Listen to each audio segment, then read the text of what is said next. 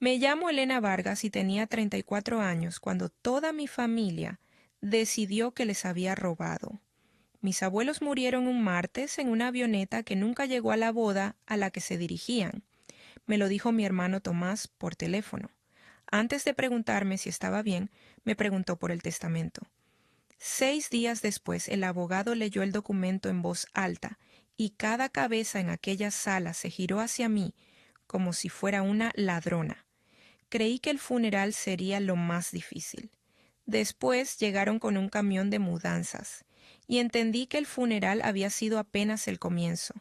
Lo que había hecho silenciosamente 2 días antes de que llegara ese camión es la única razón por la que puedo contártelo con calma ahora. Bienvenido a Historias en Calma. La llamada llegó a poco después de las 7. Tomás nunca me llamaba. Cuando contesté, su voz salió plana y rápida. La avioneta se había caído cerca de Segovia. Me senté en el suelo. Recuerdo el frío de las tablas a través de los vaqueros y el reloj de cuerda del pasillo contando segundos que no podía sentir. Pregunté si había supervivientes. Dijo que no. Y antes de que ninguno de los dos hubiera dicho una sola palabra amable sobre las personas que habían criado la mitad de mi infancia, mi hermano hizo la pregunta que me lo explicó todo. Oye, ¿sabes si dejaron testamento? No respondí. Solo escuché el vacío donde debía haber duelo y a Tomás diciéndome que la familia resolvería el patrimonio juntos, como quien repite algo ensayado. Le dije que tenía que colgar. Me quedé en ese suelo preguntándome qué había estado planeando mi familia, mientras mis abuelos aún estaban vivos. El testamento se leyó 6 días después en el despacho del abogado Rodrigo Herrera. Toda la familia vino de negro. Mi padre, Gerardo, se sentó en primera fila con los brazos cruzados. Mi madre, Beatriz, se tapaba unos ojos que permanecían secos. La tía Carmen ya tenía la libreta abierta, como si hubiera venido a hacer inventario, no a despedirse. Yo tomé la silla más cercana a la puerta. Esperaba que la casa fuera para mi padre y que los ahorros se repartieran. En cambio, Rodrigo leyó mi nombre. Lo volvió a leer un párrafo después. Siguió leyéndolo. El bolígrafo de mi madre dejó de raspar. Mi padre descruzó los brazos. Mi madre soltó una carcajada breve y sin humor. Debe de haber un error, dijo. Rodrigo no levantó la vista. No hay ningún error. Elena es la única heredera. El patrimonio pasa íntegramente a ella. 40 millones de euros. La casa en el lago, las tierras, las cuentas. Yo no decía nada. Pensaba en los veranos, en el embarcadero que había reparado sola a los 14 mientras los demás estaban en el club, en mi abuela enseñándome a hacer pan que nunca subía bien, riéndose cada vez. Rodrigo explicó que el testamento había sido firmado 2 años antes, ante 2 testigos grabado en vídeo con carta médica. También hay una carta escrita a mano, solo para ti. Tu abuela pidió que la leyeras cuando estuvieras lista. Me estaban esperando en el aparcamiento. Mi padre se interpuso cuando intenté ir a mi coche. Debería haber ido a la familia, dijo. Había escuchado los bordes ásperos de esa frase toda mi vida, pero nunca la frase completa, nunca en voz alta. Yo soy familia, dije. Su rostro se cerró como una puerta. Tomás se acercó. Ni siquiera vives aquí. No has vivido aquí en 12 años. Como si una casa fuera una recompensa por quedarse cerca para desearla. La familia llevaba años hablando de la casa del lago como algo que algún día sería de Tomás. Una herencia acordada sin preguntar ni una vez a las personas que realmente la poseían. Mi madre apareció la última y hizo lo más aterrador. Se suavizó. Todos estamos de duelo, cariño. Hablaremos pronto. Su voz era suave, su agarre no. Había pasado 4 años en el ejército aprendiendo a leer lo que la gente quería decir bajo lo que decía. Mi madre no había renunciado, solo había cambiado de arma. Debería contarte quién soy. Pasé 12 años en el ejército, la mayor parte en logística. Mi trabajo era asegurarme de que las cosas correctas llegaran a las personas correctas en el momento correcto y describirlo todo, porque en ese trabajo la memoria es lo primero que te traiciona. Documentas, le pones fecha, guardas el archivo. Había crecido siendo la hija sobrante, aquella cuya graduación nadie condujo para ver, a quien mi padre presentó una vez a un vecino como nuestra huésped, y se rió como si fuera un chiste. El único lugar donde me había sentido vista era la casa del lago con dos personas que me preguntaban por mi día y realmente esperaban la respuesta. Fui a la casa al día siguiente de la lectura.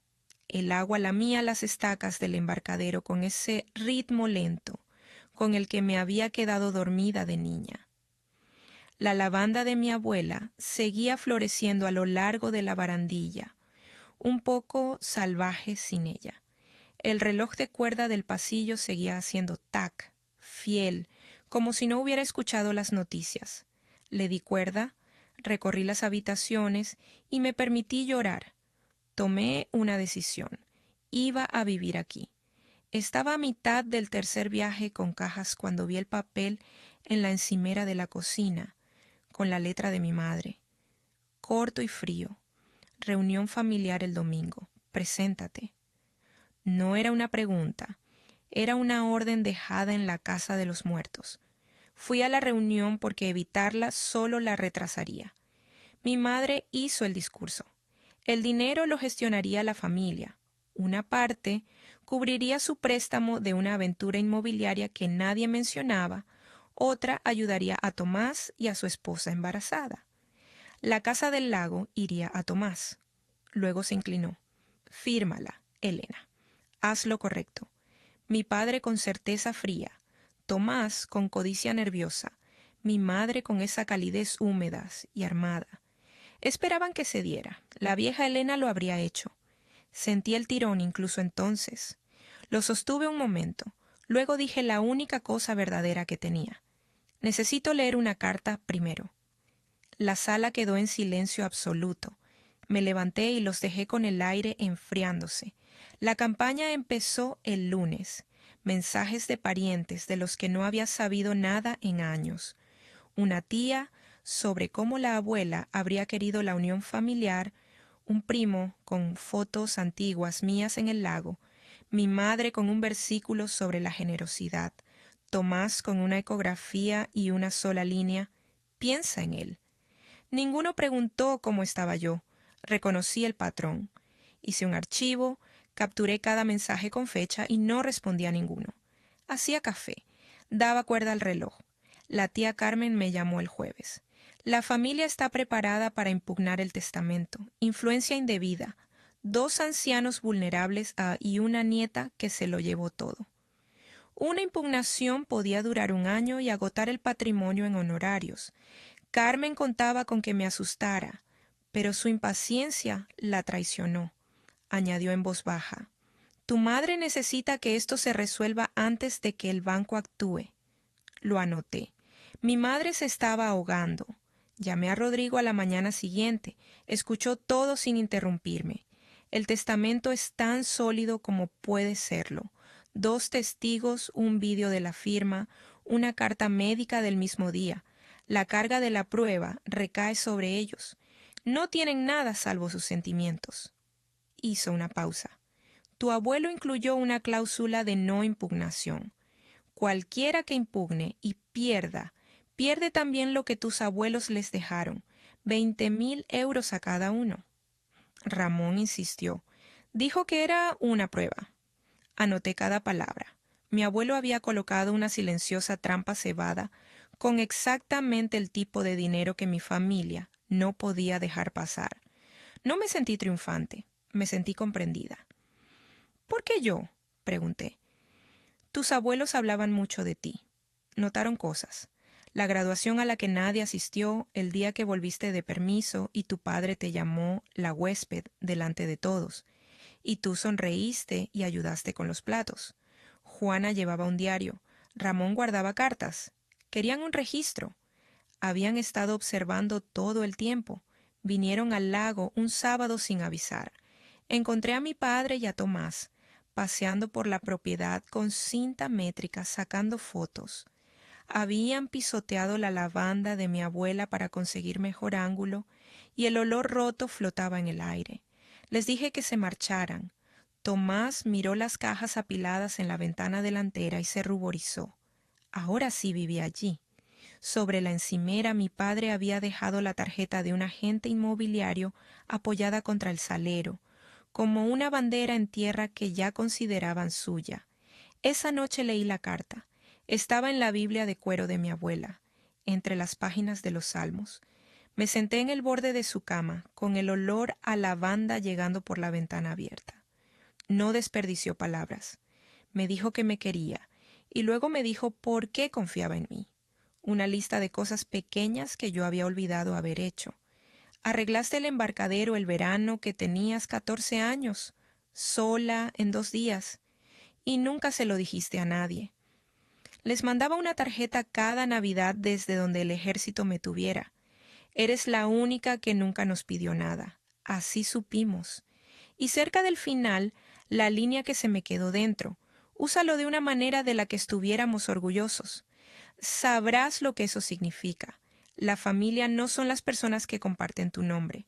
La familia son las personas que nunca te harían demostrar que perteneces. La leí 3 veces. La primera vez lloré, la segunda lo entendí. La tercera sentí que algo se asentaba en mí, duro y claro. No me habían dejado una fortuna, me habían dejado un encargo. Con Rodrigo planificamos el camino por delante. Una vez que el tribunal admitió el testamento, registró la transferencia de la casa a mi nombre. La pregunta de quién tenía derecho a ella dejó de ser una opinión y se convirtió en un hecho sellado. Si intentan sacarme a la fuerza, ¿qué pasa? Se quitó las gafas. Sin orden judicial, sería allanamiento. Le pedí una carta de cese y desistimiento con el nombre de mi padre. Lo presentaron 11 días después. Carmen preparó la petición, mi madre la impulsó y mi padre firmó un documento que reclamaba que sus propios padres habían sido manipulados por su nieta. Esa tarde mi madre me mandó un mensaje. No queremos que esto se ponga feo. Fírmala y podemos pasar página. No respondí. Se la reenvié a Rodrigo con fecha y la añadí al archivo. Mi madre vino al lago sola 3 días después. La calidez estudiada había desaparecido y lo que quedaba era una mujer cansada con un abrigo demasiado fino. Nos sentamos en los escalones sin tocarnos. La aventura inmobiliaria había fracasado. Había pedido un préstamo con su propia casa, segura de que la herencia cubriría la diferencia. El banco iba a ejecutar la hipoteca. Voy a perderlo todo, dijo, y su voz se quebró de una manera que ninguna actuación podría fingir. Vi a una mujer que había apostado su vida a un dinero que nunca fue suyo. Sentí la vieja atracción. La dejé pasar. Siento que tengas miedo. No voy a firmar la casa, pero hablemos de una ayuda real. Sus ojos brillaron un segundo. Luego escuchó la parte donde yo mantenía mi posición. Siempre creíste que eras mejor que nosotros, dijo, y se fue. Después de que se marchara, tomé la decisión que es el punto central de esta historia. No iba a acaparar 40 millones. Y desde luego no iba a entregárselos a quienes los quemarían saldando un mal préstamo. Iba a hacer lo que mis abuelos habían insinuado en cada amabilidad silenciosa de sus vidas. Construir algo, una fundación para veteranos que volvían sin saber dónde encajar, para mayores que ya no podían reparar sus tejados, para niños que necesitaban un lugar donde alguien esperara la respuesta. La casa del lago sería el corazón, una puerta abierta y un porche donde alguien esperaría siempre. El ultimátum de mi padre llegó en papel, con letra en bloque. Debía abandonar la casa antes del domingo o me sacarían ellos mismos. Lo tenía al revés. Pensaba que si ponían mis cosas en el jardín y metían a Tomás adentro, los tribunales aceptarían el nuevo arreglo. No entendía que una escritura registrada no le importa quién duerme en la casa. No puedes desahuciar a un propietario. Terminaba como siempre. Debería haber ido a la familia. La tercera vez. Ya no dolía. No planeé un enfrentamiento. Planeé un domingo, una carpeta limpia, la escritura registrada, el testamento, el vídeo, la carta médica y la carta de cese y desistimiento. Luego llamé a Rodrigo. ¿Estaría presente como ejecutor? Dijo que no se lo perdería. Luego llamé a la comisaría. Era la propietaria registrada de una propiedad. Unos familiares habían amenazado con sacarme a la fuerza el domingo y quería un agente para mantener el orden. La operadora dijo que habría uno, sin trampa, sin truco, solo la ley, silenciosamente dispuesta para estar ya de pie en mi entrada cuando mi familia llegara a quebrantarla. Llegaron a las 9 en una pequeña caravana. La camioneta de mi padre, un camión de mudanzas con el motor diésel sacudiendo la tranquilidad matutina, el coche de mi madre, el de Carmen, y algunos primos traídos como testigos. Aparcaron sobre el césped sin pensarlo. Mi padre inspeccionó la propiedad como un hombre que llega a un lugar de trabajo. Tomás bajó del camión sin mirar la casa ni mirarme. Mi madre subió por el jardín con la barbilla firme. Yo estaba en el porche con mi café sin prisa. Mi madre llegó al pie de los escalones y fue directamente a la frase: «Fírmala, Elena. Haz lo correcto». Mi padre subió pisando el último tramo vivo de la lavanda de mi abuela, aplastándola bajo los zapatos de Domingo sin un parpadeo. Se detuvo a un palmo de mí. «Ya hemos esperado suficiente. Coge tus cosas». Y entonces sus ojos se desplazaron más allá de mí, hacia las dos personas que acababan de salir tranquilamente de la esquina de la casa. Mi padre dejó de hablar. Todo el jardín se quedó quieto. La primera persona en doblar la esquina fue Rodrigo Herrera, con su traje gris del domingo, la carpeta bajo el brazo. La segunda fue un agente uniformado del condado, pulgares en el cinturón, sin ninguna prisa. La boca de mi padre seguía entreabierta. Mi madre se llevó la mano al pecho.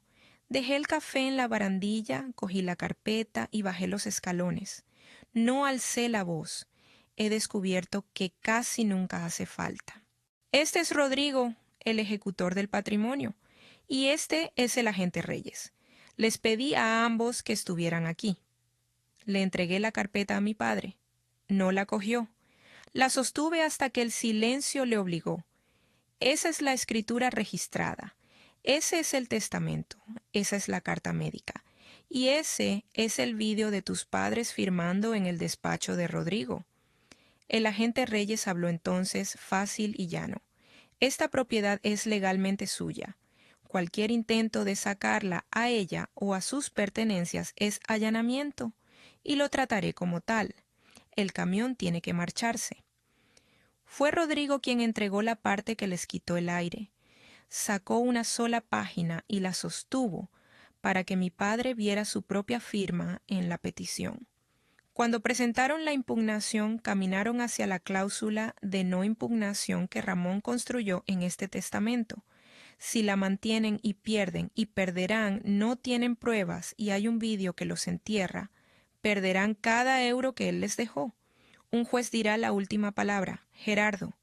Pero no pusieron este patrimonio en juego en una vista. Lo pusieron en juego el día que firmaron esto. Mi madre se abalanzó hacia la página. El brazo de la gente se alzó sin prisa y la detuvo en seco. Fue entonces cuando mi familia se desintegró. Mi madre empezó a gritar sobre abogados y mentiras, toda la calidez calculada, evaporada. Mi padre se puso de un rojo intenso y apuntó con el dedo a Rodrigo, a mí, a la escritura. Tomás se sentó en los escalones con la cabeza entre las manos. Los primos empezaron a retroceder hacia sus vehículos. Habían venido a presenciar una victoria, no esto. Yo me quedé en medio de todo, completamente quieta. Mi padre se giró hacia mí al final, con la voz rota. «Debería haber ido a la familia», gritó. En el silencio que siguió, con el agente a mi lado y la lavanda aplastada bajo sus zapatos, y el reloj del abuelo haciendo tac suavemente por la ventana, le di la única respuesta que había estado guardando. Sí fue a la familia, dije con calma. Solo que nunca pudiste ver quién era esa. No tenía respuesta. No había ninguna que dar. Les dije entonces la cosa que creo que más les dolió, porque era verdad, y porque era amable, y porque la amabilidad era lo último que esperaban de la huésped. Les dije que había estado dispuesta a incluirles, que tenía un plan que habría ayudado a mi madre con orientación real y a Tomás a valerse por sí mismo. Podrías haber tenido una hermana, le dije a Tomás sin crueldad. En cambio trajiste un camión. Rodrigo dejó que los números hicieran el resto. La petición casi con certeza sería desestimada. Los honorarios eran suyos para pagar, y los 20.000 euros de cada uno quedarían perdidos por la cláusula. Habían venido a por 40 millones y se marchaban con menos de con lo que habían llegado. Mi madre escuchó la palabra ejecución hipotecaria y la pelea la abandonó. Se sentó en el escalón junto a su hijo. Me acuclillé cerca de ella y le dije en voz baja que no salvaría el préstamo, pero le di un nombre, un asesor financiero real y el número de un programa del condado. La compasión no es dinero, pero tampoco es nada. No me dio las gracias. El agente asintió al conductor y el gran motor arrancó. Mi familia subió a sus coches y se marchó. A la semana siguiente le conté a todo el pueblo para qué eran 40 millones de euros. Lo hice en el centro comunitario, donde mi abuela solía organizar el reparto de Navidad. Anuncié la Fundación Lago Sereno. El dinero se pondría a trabajar, becas para niños, reparaciones de tejados para personas mayores que habían dado 60 años a esa comunidad, y un programa para veteranos que volvían a casa sin saber bien dónde encajar, de la manera en que nadie había sabido del todo cómo llegar a mí. La casa del lago sería el corazón, una puerta abierta y un porche donde alguien esperaría siempre la respuesta cuando dijeras ¿Cómo estuvo tu día? La petición fue desestimada 2 meses después en una vista que duró menos de una hora. La cláusula se mantuvo exactamente como mi abuelo la había diseñado, y los pequeños legados pasaron a la fundación, la última pieza de su prueba encajando al cerrarse. Mi madre perdió su casa ese otoño. La había avisado y le había dado el nombre y el número, y no había usado ninguno. Hice las paces con el hecho de que hay personas que prefieren ahogarse aferradas a su orgullo que nadar hacia una mano que han decidido odiar. Con mi padre no he hablado desde el porche, no lo espero, pero Tomás me sorprendió. 3 semanas después de que llegara el bebé me mandó un mensaje corto. Lo siento. No le escribí un párrafo. Escribí: Cuando estés listo para decirlo de verdad, ya sabes dónde está el lago. Aún no he vuelto a saber de él, pero la puerta está abierta, como mi abuela me enseñó que debe estar una puerta, ni cerrada con llave ni de par en par, solo sin pestillo para quien esté dispuesto a cruzarla. La fundación es real ahora, con una junta directiva, un presupuesto y un equipo de reparaciones siempre ocupado. El primer veterano al que ayudamos terminó sus estudios esta primavera. Sigo viviendo en la casa del lago. Sigo dando cuerda al reloj. Y en las tardes de verano me siento en el embarcadero, el que reparé con 14 años y nunca le dije a nadie, y escucho el agua moverse contra las estacas, lenta y paciente. Por primera vez en mi vida no me siento huésped en ningún sitio. La casa es mía, el lago es mío, y nadie volverá a hacerme demostrar que pertenezco. La familia no son las personas que comparten tu sangre o tu nombre. La familia son las personas que nunca te harían demostrar que perteneces. Y en el momento en que lo entiendes, dejas de llamar a puertas que siempre iban a estar cerradas y construyes tu propia casa con la puerta ya abierta.